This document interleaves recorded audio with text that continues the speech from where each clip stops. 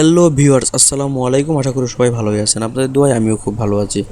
আজকে আমরা দেখব basic to advance free MS Word full course part 8। গতদিন আমরা পার্ট 7 দেখছি, আজকে আমরা দেখব পার্ট 8। তো দেরি না করে আমরা এমএস ওয়ার্ডটা ওপেন করি। আমি আমার এমএস ওয়ার্ডটা ওপেন করলাম। গতদিন আমরা ফাইন্ড রিপ্লেস গো টু আমাদের হোমের কাজগুলো শেষ হয়ে গেছে। এখন আমরা আজকে দেখব আমাদের office bottom plus quick access টুলবারের কিছু কাজ দেখব। অফিস বটমের ভিতরে আমরা প্রথমেই দেখতে যাচ্ছি রিসেন্ট ডকুমেন্ট। আমরা এখানে ডান সাইডে দেখতেছি রিসেন্ট ডকুমেন্ট। রিসেন্ট ডকুমেন্টের কাজ কি? ধরেন আপনি কোনো ফাইল সেভ করলেন বা কোনো কিছু অনেক আগে সেভ করেছিলেন, হঠাৎ করে এখন ওই লোকেশনটা আপনার মনে নেই, বা কোন জায়গায় আপনি সেভ করেছেন সেটা আপনার মনে নেই। এখন সেগুলো আপনি কীভাবে বের করতে পারেন, তার জন্য রিসেন্ট ডকুমেন্ট। ধরেন আমি যে এখানে এই যে কম্পিউটার করেছেন, এটা কোন জায়গায় আছে আমার এখন মনে নেই। এখন আমি এখানে ক্লিক করলেও আমরা সেটা ওপেন করতে পারি, বা আমরা এইভাবে আমরা ওপেন করতে পারি, বা আমার যদি জানা থাকে সেখান থেকে আমরা ক্লিক করতে পারি। বা দেখেন এই যে বাংলা টাইপ, এটা কোন জায়গায় আছে আমার মনে নেই, আমরা এখানে ক্লিক করেও সেখানে যেতে পারি।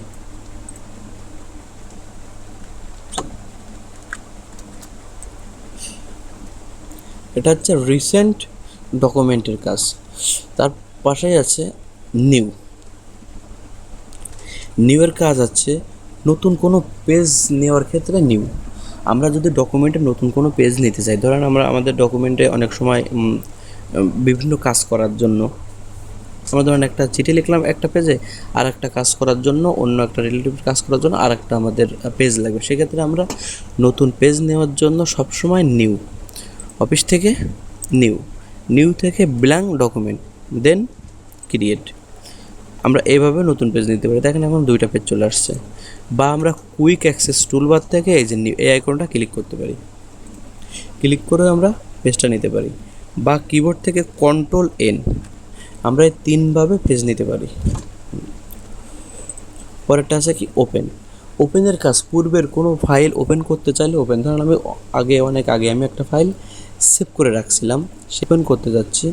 পূর্বের কোনো ফাইল যদি আপনি ওপেন করতে চান সেক্ষেত্রে ওপেন। ধরেন আমি একটা ফাইল আগে সেভ করে রাখছি অনেক আগে, এখন আমি ওটা ওপেন করতে চাচ্ছি। তো আমরা এটাও 2 থেকে 3ভাবে করতে পারি। আমরা ওপেনে ক্লিক করতে পারি, ওপেনে ক্লিক করে কোথায় রাখছি ফাইলটা এটা আমাকে দেখতে আমরা এটা মিউজিকে রাখতে পারি, ডাউনলোডে রাখতে পারি, বা ডেস্কটপে রাখছিলাম।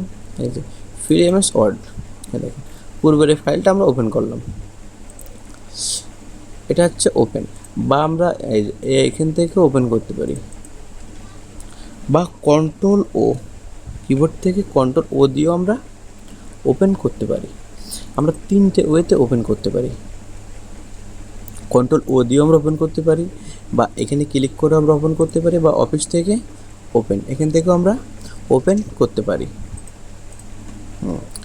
তারপরে আছে কি সেভ কোনো ফাইল। ধরেন আমি এখানে লিখলাম, কিছু লিখি,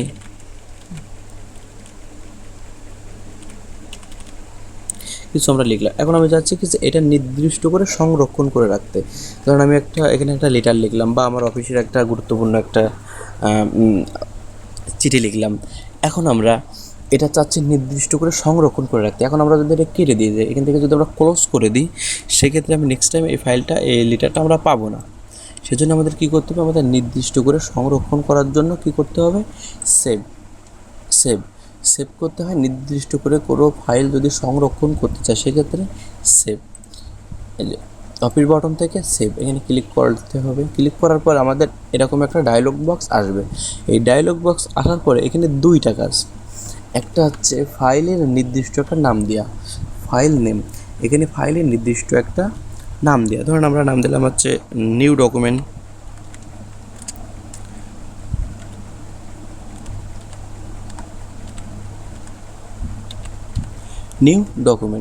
এখানে 2টা কাজ। একটা আছে ফাইলের নির্দিষ্ট নাম দেওয়া, নামটা আমরা দিলাম। 2 নম্বর কাজ নির্দিষ্ট একটা লোকেশন সেট করা, মানে কোথায় আপনি সেভ করতে চাচ্ছেন সেটা নির্ধারণ করা। ধরেন আমি এখানে ভিডিওর ভিতরেও সেভ করতে পারি, পিকচারের ভিতরেও আমরা সেভ করতে পারি, মিউজিক, ডাউনলোড, তারপরে ডকুমেন্ট, দেন ডেস্কটপে আমরা সেভ করতে পারি। ধরুন আমি ডেস্কটপে নিউ ডকুমেন্ট নামে এই যে লেখাটা সেভ করে রাখলাম, এই যে সেভ করে দিলাম। এখন আমার পেজটা কেটে দিই, সব পেজগুলো কেটে দিই। এই যে আমাদের ডেস্কটপের পরে নিউ ডকুমেন্ট নামে ফাইলটা এই সেভ হয়ে গেছে। নতুন করে আমরা কোনো কিছু সংরক্ষণ করা, নেক্সট টাইম আমরা এই ফাইলটার থেকে আমরা এই ফাইলটা থেকে আবার আমরা কাজ করতে পারবো। অল্প কিছু এডিট করে আমরা এটা প্রিন্ট দিয়ে আমাদের কাজ করতে পারি। পরেরটা আছে সেভ অ্যাজের কাজ কি, কোনো সেভ ফাইল যদি একাধিকবার সেভ করতে চাই, ধরেন আমার এই ফাইলটাকে সেভ রয়েছে, এখন আমরা যদি সেভ করি কোনো রিয়াকশন নাই, আছে কোনো রিয়াকশন নাই, কিন্তু এই সেভ ফাইল যদি আমরা একাধিক নামে সেভ করতে চাই সেক্ষেত্রে সেভ অ্যাজ, সেটাও আমরা এখান থেকে সেভ অ্যাজের কাজকে একই ফাইল একাধিক নামে সেভ করার জন্য সেভ অ্যাজ।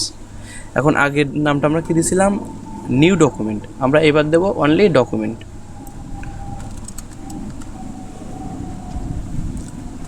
আমরা ডকুমেন্ট নাম দিয়ে এটা সেভ করতে চাচ্ছি, মানে একই ফাইল যদি ভিন্ন ভিন্ন নামে সেভ করতে চাই সেক্ষেত্রে অলওয়েজ সেভ অ্যাজ দেন সেভ। এই যে আমরা এটা সেভ করে দিলাম, আমরা এটা দেখি, এই যে নিউ নামে আমরা সেম ফাইল সেভ করলাম। তো সেভের কাজ আছে নির্দিষ্ট করে সংরক্ষণ করা, আর সেভ অ্যাজের কাজ একই ফাইল একাধিক নামে বা একাধিকবার সেভ করার জন্য সেভ অ্যাজ।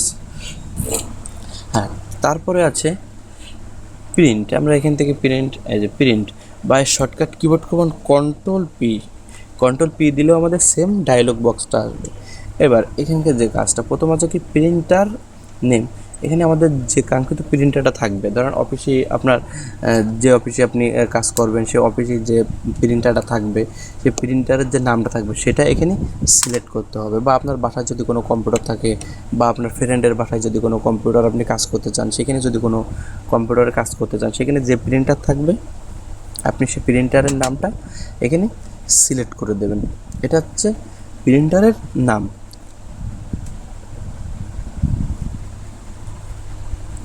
তারপরে হচ্ছে পেজ রেঞ্জ। আপনি পেজটা কেমনভাবে প্রিন্ট দেবেন, কয়টা পেজ প্রিন্ট দেবেন, এইটা আপনি যদি অল দেন, এখানে যদি 10টা পেজ থাকে 10টা পেজে প্রিন্ট হয়ে যাবে। অল দিয়ে যদি ওকে করেন 10টা পেজ থাকলে 10টা পেজে প্রিন্ট হয়ে যাবে। আর যদি কারেন্ট পেজ দেন সেক্ষেত্রে আপনার যে পেজের উপরে মাউস পয়েন্টার থাকবে বা যে পেজের উপর আপনি থেকে আছে যে প্রিন্ট অপশনটা আনবেন, অনলি সেই পেজটাই প্রিন্ট হবে, কারেন্ট পেজটাই প্রিন্ট হবে। তারপর হচ্ছে পেজ। এখন আপনি যদি কোনো নির্দিষ্ট করে কোনো পেজ প্রিন্ট দিচ্ছেন, ধরেন আমি চাচ্ছি 1 নম্বর পেজ প্রিন্ট দেবো, 3 প্রিন্ট দেবো, 5, 7, আমি চাচ্ছি 1, 3, 5, 7 এগুলো পেজ প্রিন্ট দিতে। সেক্ষেত্রে আমরা এরকম কমা ইউজ করতে পারি। কমা ইউজ করে এই যে ওকে করলে আমাদের 1, 3, 5, 7 প্রিন্ট বের হয়ে যাবে। বা আমরা যদি চাই যে না 5 থেকে 10 পর্যন্ত, সেক্ষেত্রে আমরা ভিতরে একটা হাইফেন ইউজ করে আমরা এই কাজটা করতে পারি। ধরুন আমরা এখানে কারেন্ট পেজ দিলাম, ধরুন এই পেজটা একটা পেজ বেরোবে। এবার এখানে কপিস মানে নাম্বার অফ কপি, কয়টা কপি নিতে চাচ্ছে, 2টা বা 3টা, 4টা, 5টা, যে কটা ইচ্ছা সেটা দিয়ে ওকে দিলে আমার এই কারেন্ট পেজটায় 5টা কপি বেরোবে। এবার আমরা প্রপার্টিসটা করব। প্রপার্টিস থেকে লেআউট। এখানেই আছে ওরিয়েন্টেশন 2 প্রকার, একটা আছে পোর্ট্রেট আর একটা আছে ল্যান্ডস্কেপ। পোর্ট্রেট প্রিন্ট বলতে বোঝায় আপনি যদি সোজা প্রিন্ট দিতে চান, একদম সোজা, যেমন পেজে যেমন আছে সোজা, এমন যদি দিতে চান সেক্ষেত্রে পোর্ট্রেট। আর ল্যান্ডস্কেপ বলতে আড়ে, আপনি যদি আড়ে দিতে চান সেক্ষেত্রে আড়ে প্রিন্ট দিতে চাইলে ল্যান্ডস্কেপ। পোর্ট্রেট, এই দেখেন আমরা এখানে ভিউ দেখতে পাচ্ছি, পোর্ট্রেট সোজা প্রিন্টের জন্য পোর্ট্রেট, আর ল্যান্ডস্কেপ দিলে আমাদের এরকম আড়ে হবে। আর তারপর আছে কি পেজ সাইজটা খুবই একটা গুরুত্বপূর্ণ বিষয়, পেজ সাইজটা। কারণ আমাদের প্রিন্টারে যে পেজটা থাকবে আমাদের সেই পেজটাই সেট আপ করতে হবে। ধরুন আমার প্রিন্টারে আছে লিটার সাইজ, আমি দিচ্ছি এখান থেকে আছে লিগাল সাইজ, সেক্ষেত্রে আমার প্রিন্টটা অ্যাকুরেট আসবে না। আমাদের এই জন্য পেজটা খুবই গুরুত্বপূর্ণ। বেশিরভাগ জায়গায় আমাদের A4 সাইজটা বেশি ব্যবহার হয়, A4 সাইজের কাগজটা আমাদের বেশি ব্যবহার করা হয়। তো আমরা এখান থেকে আমরা ওরিয়েন্টেশনটা ঠিক করে নেব, পরে আমরা পেজটা ঠিক করে নেব, দেন আমাদের সব কিছু ঠিক থাকলে ওকে। আমাদের যেহেতু প্রিন্টার নাই আমরা ওকে করলাম না। তারপরে আছে এখানে প্রিন্টের ভিতরে আছে প্রিন্ট প্রিভিউ, আমরা প্রিন্ট দেওয়ার আগে অবশ্য প্রিন্ট প্রিভিউটা চেক করে নেবো যে আমাদের সব ঠিক আছে কিনা। ধর অনেক সময় আমাদের প্রিন্ট প্রিভিউটা চেক না করে আমরা প্রিন্ট দিই, অনেক সময় আমাদের এদের বিভিন্ন ধরনের দাগ চলে আসে, ঠিক আছে। দেখেন এখানে একটা দাগ আছে। এখন আমরা যদি প্রিন্ট প্রিভিউতে যাই সেক্ষেত্রে এই দাগটা কিন্তু আসতেছে না, দেখতে পাচ্ছেন এই যে এখানে কিন্তু আমার দাগটা আছে, কিন্তু আমার প্রিন্ট প্রিভিউতে দাগটা আসতেছে না, তার মানে প্রিন্টে ওই দাগটা আসবে না। এরকম ক্ষেত্রে আমাদের সব সময় প্রিন্ট প্রিভিউটা আমাদের চেক করতে হবে অবশ্যই। তারপরে আমরা এখানে আমাদের এখানে প্রিন্ট পর্যন্ত, আর এখানে আমাদের আরেকটা জিনিস দেখব, এই যে আনডু আর রিডু। ধরুন আমরা এখানে কিছু লিখি, ধরুন আমরা এখন এন লিখলাম, এন লিখে এই যে সিলেক্ট করে ডিলিট করে দিলাম। এখন আমি চাচ্ছি কি যে ওই এনটা আমি চাচ্ছি, আমার এনটা আমার লাগবে, সেক্ষেত্রে আমরা কী করব, আনডু, এই আনডু বাটনটা আমরা ক্লিক করবো। আনডু মানে পূর্বের অবস্থানে ব্যাক আসা, আর রিডু, রিডু বলতে তার পূর্বে, মানে তার পূর্বে কী ছিল এটা আমরা ডিলিট করে দিয়েছিলাম, রিডু তার পূর্বের অবস্থানে ব্যাক যাও। Undo shortcut keyboard command control Z, আর রিডুর shortcut keyboard command control Y. আমরা কন্ট্রোল জেড দিয়ে রিডু আনডু করতে পারি, অ্যান্ড কন্ট্রোল ওয়াই দিয়ে রিডু করতে পারি।